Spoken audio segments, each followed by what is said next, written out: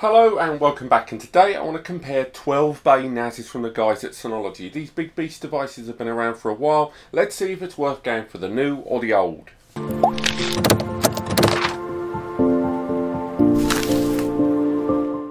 Okay, so if you've stumbled on this video, chances are that you're wondering about buying the older Synology 12-bay, the DS2415 Plus, or should you be going for the brand new device on the block, the DS2419 Plus. Both of them are 12-bay NASs, they're both part of the same flagship Plus Series range from Synology, and they're both Plus Series NASs from Synology that have DSM on board. So what's the big deal? Why is there so much difference? What the hell can you do in 4 years between these two devices that makes you worthy of picking one over the other? Well, there's actually quite a few reasons, and most of it's internal and its impact on the software that's really the key difference between them. Before we start talking about the big differences between them, let's talk about what's the same, because both of these devices are 12-bay NASs from Synology. Now, 12 bays is a lot of data. Typically, most DAS and NAS devices, so direct attached storage or network attached storage, when it comes to anything above about 8 or 9 bays, you end up seeing rack mount. That is kind of the go-to area for rack mount storage, because that's considered enterprise, and the amount of heat, vibration, and just scale ends up being the case that it's easier to build a rack mount. But both Synology and the guys at QNAP have got desktop devices with this level of storage. And this 12-bay is a desktop unit. Both of the old and the new use exactly the same chassis. I think the new one's got a slightly more metallic matte finish to it when I saw it in person at the shows. But the older unit, just like the new unit, is a 12-bay device that can be expanded by another 12 bays afterwards to 24 drives using the DS2415. So it can be expanded later on, so don't think 12 bays is your only amount of storage. You can keep adding it later as you see fit. Now, both devices, with all that storage, can support multiple RAIDs within the device. The RAID inside the device, you can use a RAID 0, RAID 1, RAID 5, RAID 6, RAID 10, RAID 50 and RAID 60. But on top of that, you've also got Synology's own RAID, SHR, Synology Hybrid RAID, which gives you the ability to mix and match drives. Now, I know a number of you out there hear that and think, who cares? I don't want to mix drives. I'm just going to buy 5 of the same ones and stuck them in. Fine. But if your data, once you've had drives inside this device for a few years, if one of your drives fails in a RAID or whatever and you have to replace it, or you're adding drives as you go, there may be a case that the drive you purchased once is no longer available, or it's too expensive, or you've got a great deal on Black Friday or Cyber Monday or Prime Day or something, and you've managed to get hold of brand new drives at a much better price. SHR gives you the ability to scale your RAID with new drives. Traditional RAID does not let you mix drives. SHR, and do check out my other video, helps you mix your drives. You can use different brands, different capacities, the works, and that's something both of these devices give you. And at this huge amount of storage, that is definitely a benefit indeed. Both of them support BTRFS as the file system internally, which is quite nice as well. It's this new fast-acting file regeneration, file data integrity checks, and snapshot-based file system that both of these two support, as opposed to most NASs that only have ext4 as an option. Both of them support the latest Synology software, DSM 6.2, which has got all of those great first-party apps like Synology Office, Synology Moment, Synology Drive, and all the rest of it, as well as third-party apps like Plex Media Server, and lots of VMs as well using their third-party app or first-party apps, active backup, sync, CMS and CRM systems, and the surveillance station software that supports up to 40 cameras.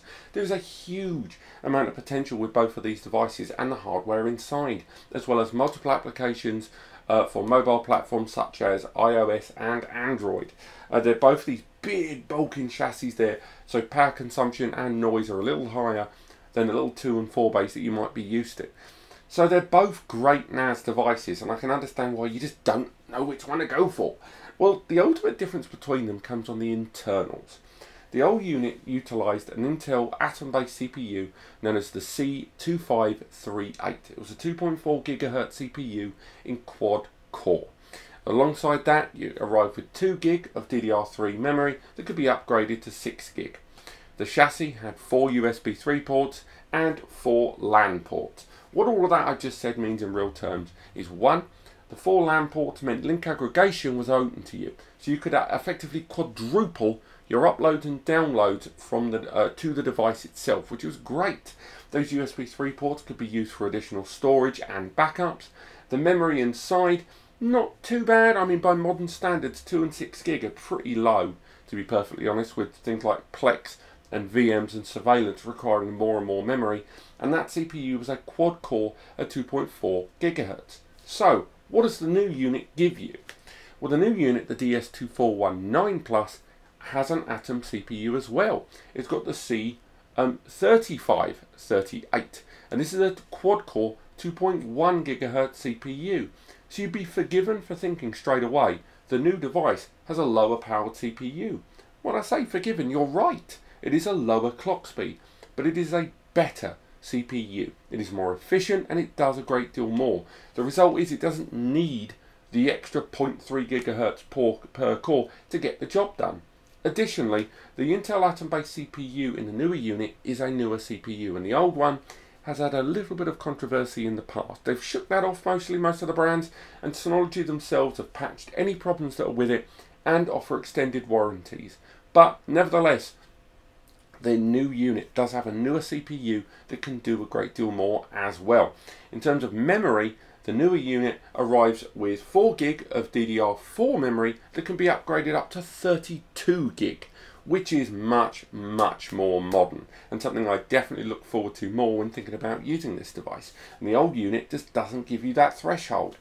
So you can talk about your more powerful CPU that's got a shaky past, but when it comes to memory, the new unit dominates. On top of that, it's got those 4 LAN for link aggregation, and it's got those 4 USBs for your extra storage. But it's got one last trick up its sleeve. The new unit has got a PCIe slot. And I know what you're thinking, I don't care. Good for you, but you should care. Because the PCIe slot opens many options. One, SSD cache. Installing SSD cache cards like the Synology M2D17 and M2D18 will vastly improve internal operations and IOPS and those read and write speeds, and that definitely will help with RAID and other actions like virtual machines that require a huge amount of system resources. Alternatively, you can install 10 gigabit Ethernet cards into that slot, either third-party or Synology's own cards that cover SFP, fiber, or 10G base T, copper. And what that means is you can effectively have 10 times your speed interacting on the network with this device with other 10GBE devices, something the old unit just doesn't give you. And although both devices arrive with 3 years of manufacturer's warranty, this device, the DS2419 Plus, has just got future proofing coming out of the wazoo. It is just the go-to device. I can't recommend the old device over this new one. So if you are interested in buying a 12 bay and you don't mind waiting, go for the new device. If you are interested in buying a 12 bay device and you don't want to go for this new unit, go for the DS2617 XS.